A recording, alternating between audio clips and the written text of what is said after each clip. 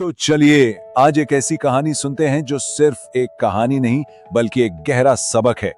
ये कहानी एक ऐसे शेर की है जो खुद को भेड़ समझ बैठा था।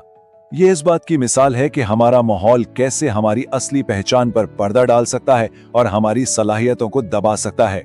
आइए देखते हैं कि इस शेर ने अपनी हकीकत को कैसे पहचाना। तो कहानी शुरू होती है एक बहुत ही दुख भरे वाक़ये से। जंगल के बीचों बीच एक शेरनी अपने बच्चे को जन्म देते ही मर जाती है। अब ये नन्हा यतीम शेर का बच्चा इस दुनिया में बिल्कुल अकेला रह जाता है और उसकी किस्मत उसे एक ऐसे सफर पर ले जाने वाली है जो किसी ने सोचा भी ना हो। कहानी का पहला हिस्सा शुरू होता है एक शेर भेड़ों के बीच में। यहाँ हम ये देखेंगे कि कैसे आसपास का माहौल एक ताकतवर शिकारी की पहचान ही बदल देता है। होता यह है कि भेड़ों के रेवड़ के साथ रहते रहते ये शेर का बच्चा अपनी असलियत बिल्कुल ही भूल जाता है। वो शेरों की तरह धाड़ता नहीं बल्कि भेड़ों की तरह मिमियाने लगता है, गोश्त को छोड़कर घास चरने लगता है और सच में दिल से ये मान लेता है कि वो एक भेड़ी है। और यही तो कहानी का सबसे दिलचस्प पहलू है।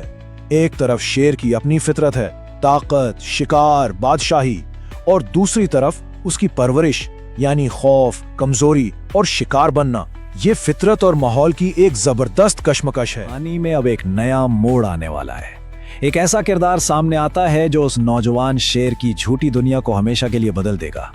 तो एक दिन एक बूढ़ा तजर्बाकार शेर वहां से गुजर रहा होता है और वो क्या देखता है, एक नाकाबिले यकीन मंजर। एक जवान शेर भेड़ों के साथ मिलकर घास चर रहा है। उसे तो अपनी आंखों पर यकीन ही नहीं आता और वो ठान लेता है कि इस राज का पता लगाकर ही रहेगा कि आखिर जंगल का बादशाह इस हाल में क्यों है। बूढ़ा शेर एक मंसूबा बनाता है। सबसे पहले वो रेवड़ पर हमला करता है, फिर भेड़ों में भगदड़ मच जाती है। उसके बाद वो सीधा उस नौजवान शेर के पीछे भागता है और आखिरकार उसे रेवड़ से अलग करके उसके सामने आ खड़ा होता है। और अब हम कहानी के क्लाइमैक्स पर पहुंच गए हैं। वो लम्हा जहां नौजवान शेर को हकीकत का सामना करना पड़ेगा। जब बूढ़ा शेर उसे पकड़ता है तो नौजवान शेर खौफ से कांपने लगता है और गड़गड़ाता है, खुदा के लिए मुझे जाने दो, मैं तो बस एक मामूली सी भेड़ हूं। सोचें जरा, वो अपनी झूठी पहचान में कितना डूब चुका था। लेकिन बूढ़ा शेर गुस्सा नहीं करता, बल्कि वो बड़े सुकून और मजबूती से नौजवान शेर को पास ही एक नदी की तरफ ले जाता है और उससे सिर्फ एक बात कहता है, पानी में अपना अक्स देखो। और यही वो लम्हा है जो सब कुछ बदल देता है। जैसे ही नौजवान शेर झुककर ठहरे हुए पानी में देखता है तो उसे वहां कोई भेड़ नजर नहीं आती, बल्कि एक ताकतवर शानदार शेर का अक्स दिखाई देता है। उसके सालों का यकीन एक पल में टूटकर बिखर जाता है। सच्चाई को जानने के बाद जो हुआ वो बहुत ही जबरदस्त और फौली था।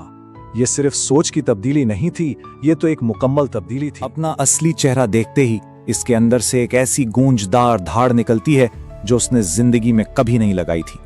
ये धाड़ सिर्फ एक आवाज नहीं थी, ये इस बात का ऐलान था कि उसने अपनी असलियत और ताकत को पहचान लिया है। पूरा जंगल सुन लेता है कि एक शेर जाग गया है। और सोचने वाली बात यह है, इस सालों की झूठी तरबियत को मिटाने के लिए सच का सिर्फ एक लम्हा काफी था।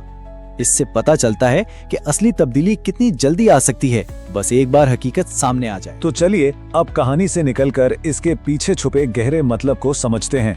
देखते हैं कि इसका हमारी अपनी सलाहियतों से क्या ताल्लुक है। कहानी में भेड़ बनकर जीना इस शेर का एक जहनी जाल था।